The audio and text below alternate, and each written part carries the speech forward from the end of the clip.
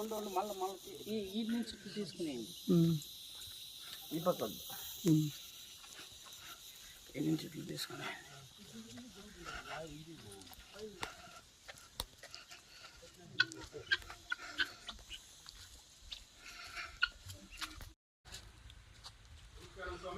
నమస్తే.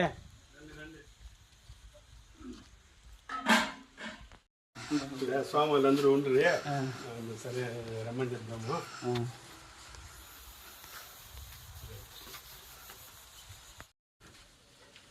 పూజ సామాన్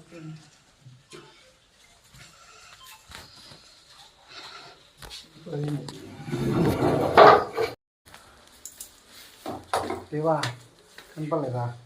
నువ్వే పెట్టుకోండి. ఇది ఎట్లా ఇది దాన్ని కానిచ్చు పైన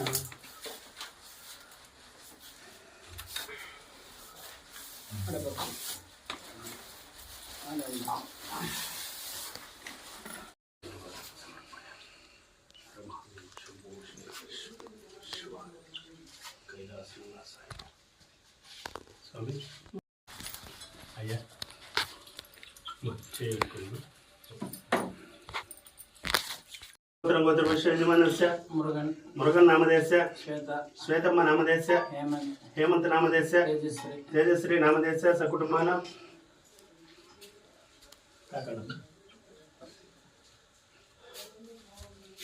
ప్రసన్నవదనం ధ్యాయే తస్మత్ విఘ్నేశ్వరాయ నమః. ఓం విఘ్నరాజాయ నమః. గణపతాయ నమః. ఓం లంబోదరాయ నమః. హర హర మహాదేవ శంభో శంకరేశ్వర నమః శివాయ. ఓం కైలాస నివాసాయ నమః. ఓం శ్రీ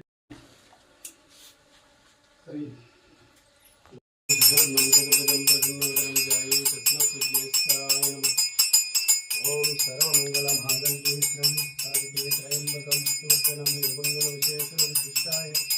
హర హర మహాదేవ శంభో శంకరేశ్వరం శివాయ. ఓం కైలాస నివాసాయ నమః. ఓం జలకంఠేశ్వర స్వామి కర్పూర హిరాజం సమర్పయామి. దీపం సమర్పయామి.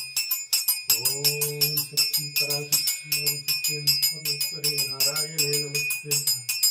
విశ్వదే నారాయణ కర్పూర హిరాజం సమర్పయామి.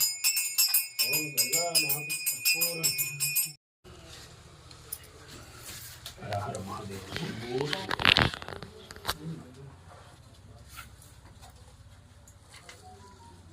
అంటుకుంటారు. శైవ శంభో శంకరేశ్వర.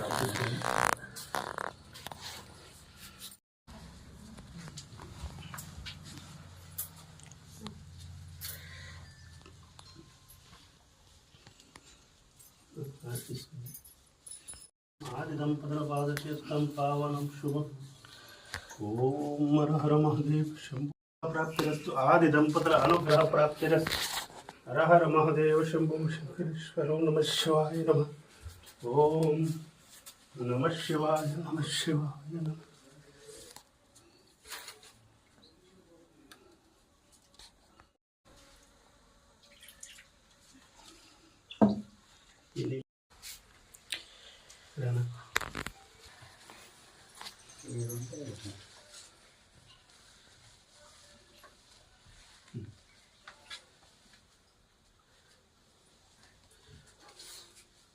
ఎవరు స్వామి?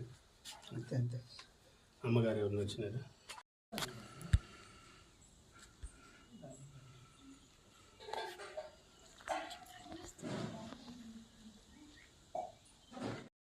ఓం నమ శివాయ.